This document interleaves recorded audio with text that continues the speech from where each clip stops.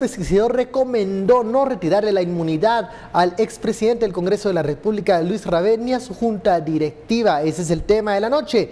Participe con la etiqueta SF Blindados. A continuación los dejo con la nota desde Torre de Tribunales.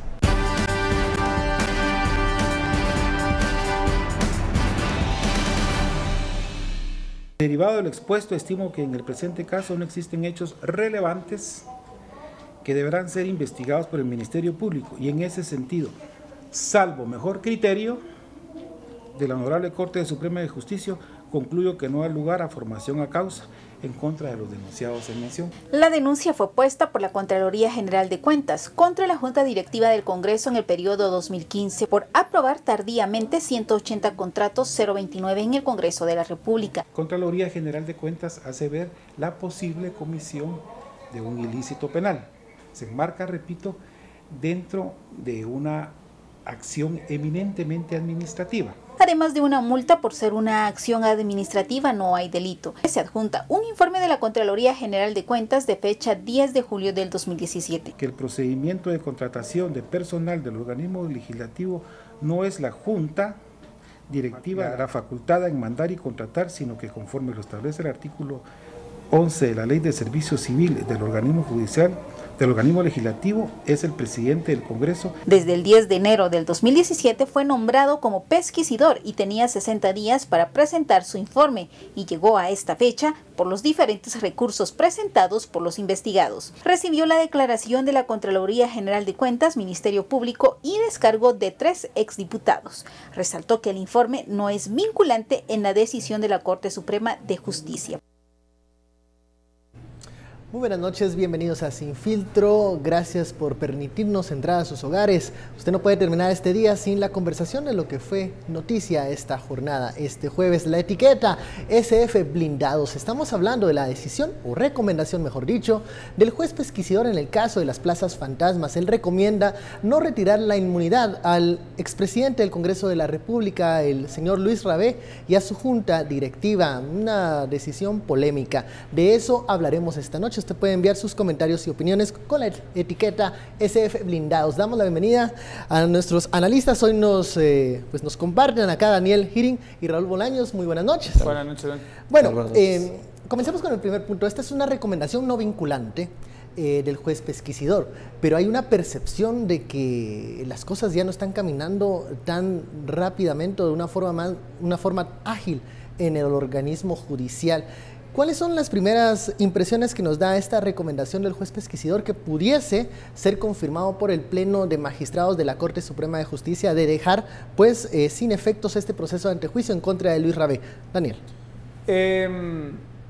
Bueno, no sé qué tanto puede pesar. La decisión, como siempre y como siempre hemos dicho aquí, va a ser política. De la misma manera que la decisión de los diputados fue política cuando la comisión recomendó, para poner un ejemplo cercano, que le quitasen el antejuicio al presidente Jimmy Morales, y en cambio el Congreso de los Diputados decidió no hacerlo. Pues esto funciona un poquito parecido, y alguno de los televidentes dirá: ya, pero esto no es un órgano judicial, no es un órgano político. Pero al final las cosas terminan empezando por lo político, mentira, dices. Mentira, la decisión va a ser política, y va a depender del interés político que haya de defender o no a estas personas, especialmente a Luis Rabé. Yo ahí creo que la decisión no está tan clara, Ahora, y que no va a pesar tanto este informe. ¿Qué tanto va a pesar la recomendación del magistrado Gustavo? ¿Qué tanto puede influir en los magistrados? Él dice que no hay una acción penal que perseguir, sino que esto debe ir al área administrativa. ¿Qué va a suceder en el Pleno de Magistrados? ¿Veremos que se libra por lo menos Luis Rabé de este proceso? Fíjate que es sumamente complicado, porque lo que uno ve, y justamente el hashtag lo dice, parece que el blindaje empieza a darse por la vía administrativa. Es decir, ya tenemos como de alguna forma el sentar un precedente. Si revisamos, por ejemplo, cómo dictamina la Comisión Pesquisidora dentro del Congreso de la República, el antejuicio con el presidente señala de que el problema es un problema administrativo.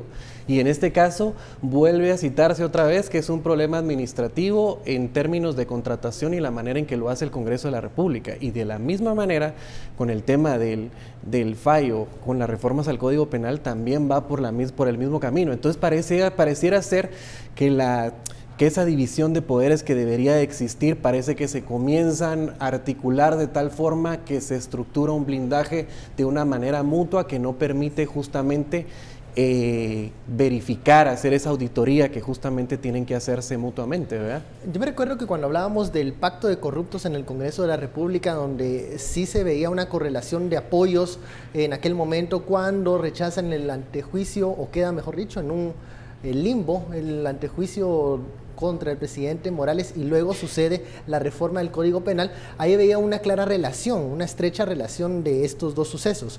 Cuando se hablaba de los antejuicios en la vía del organismo judicial, pues ahí hay muchos términos legales que acompañan esos procesos. Pero si comenzamos a ver que hay una narrativa parecida de decir, no, esto no es penal, esto es administrativo. Por ejemplo, en el caso del bono militar, como se reintegró el dinero, pues esto ya debe ser algo administrativo, tampoco penal. Sí estamos yendo a caer en ese argumento.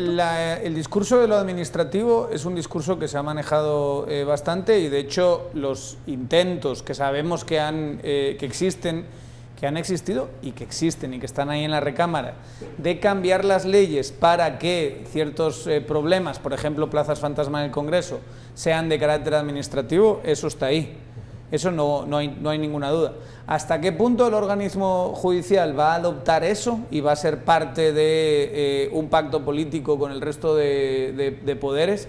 Yo ahí no lo sé. Sinceramente, yo tengo la sensación de que hoy por hoy Luis Rabé no es una figura política a la que el resto del sistema querría proteger. Eso es lo que yo pienso en términos de los incentivos que le podrían dar a las otras partes del sistema.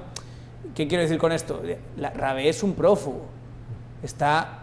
es una persona ampliamente rechazada por una buena parte de la ciudadanía, y sobre todo de esa ciudadanía que es más activa, que es la que ha llenado la plaza, y no sé hasta qué punto tanto a los compañeros del Congreso como en este caso directo, que es donde recaería la atención, a la Corte Suprema de Justicia, están dispuestos a gastar ellos capital político para proteger a alguien que está prófugo de la justicia y que tiene tantísimos señalamientos. Yo no lo veo, pero bueno, a lo mejor hay algo que se está perdiendo dentro del análisis en cuanto a que se está negociando por debajo, pero... ¿Vale la pena el desgaste por Luis Rabé en este momento? Daniel lo menciona, es un prófugo, pero sigue siendo Luis Rabé. Yo la verdad es que sí creo que se están acuerpando entre sí, porque al final del día el tema es, si me voy yo, también te vas vos. Entonces el punto primordial, creo yo, que es cómo se construyen esas alianzas que son sumamente perversas, pero hemos visto muertos a carrear basura, digamos, en este asunto casi literal, digámoslo así, porque tú ves cómo bancadas que no tenían esa amistad o no tenían ese vínculo han terminado entretejiendo su propia protección. Pero yo no estoy hablando tanto de amistad como de incentivos. Entonces, no sé, todo esto son juicios de valor y todo esto son percepciones, claro, pero ¿de qué manera te gustaría tener ahora mismo a Rabé en tu bando?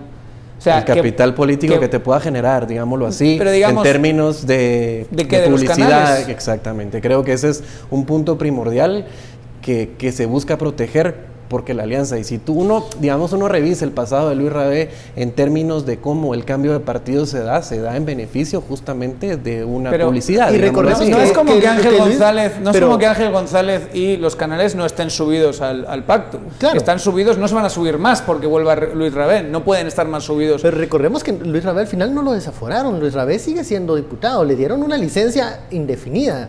O sea, yo no veo imposible el escenario de que Luis Rabé regrese.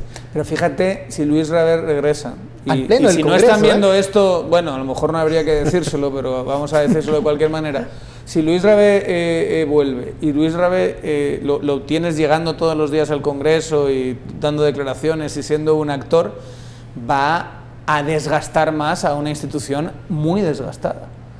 O sea, va a ser una losa para ellos. Pero sí se podría eternizar el permiso que tú dices. Justamente cuando uno lee la carta, casi que pidió permiso el resto del tiempo.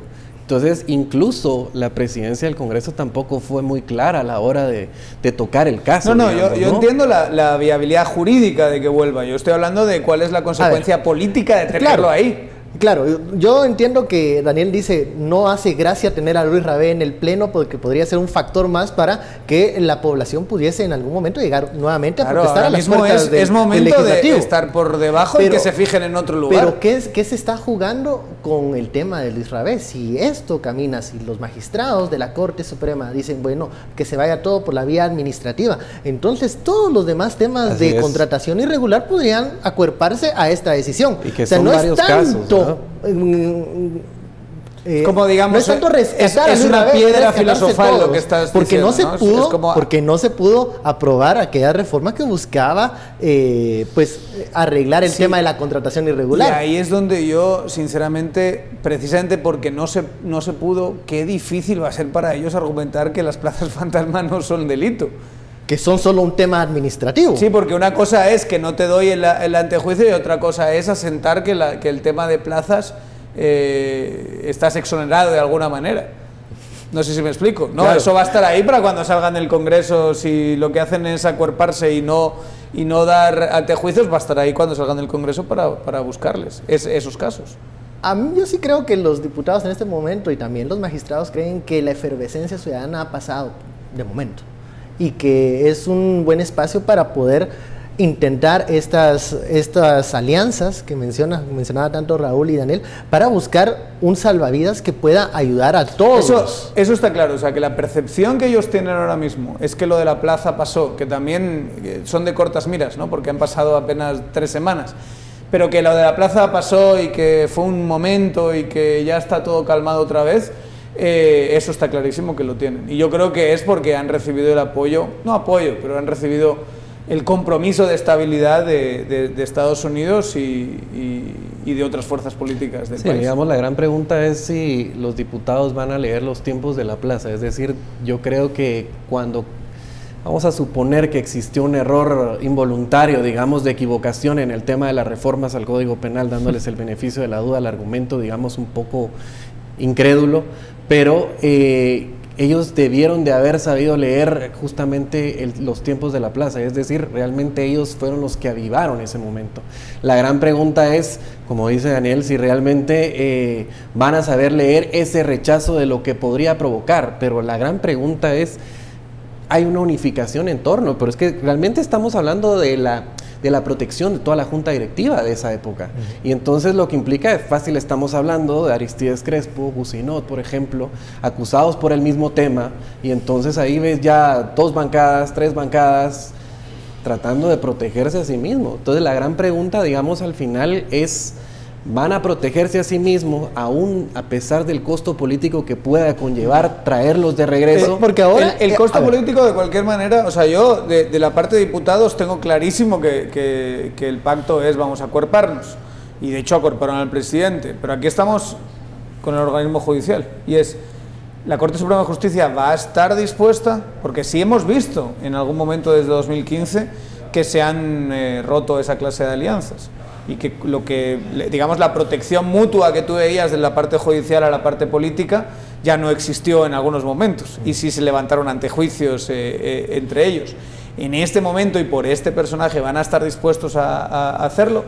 No lo sé, yo lo que digo es que no me parece que lo amerite, digamos, que lo amerite en este momento, pero todo esto son suposiciones y desde luego tienen razón en pensar que hay una gran posibilidad de que sí. Eso lo estoy contemplando como la otra opción, el otro escenario de que a lo mejor dicen, mire, por este muchacho que encima está huido y que si vuelve nos va a generar una enorme losa aquí con nosotros, mejor esto déjalo para después, ahí sí, aplicar la lógica de que todo es administrativo. Bueno, vamos a la primera pausa de la noche, la etiqueta SF Blindados. Regresamos para seguir hablando del personaje de Luis Rabeca.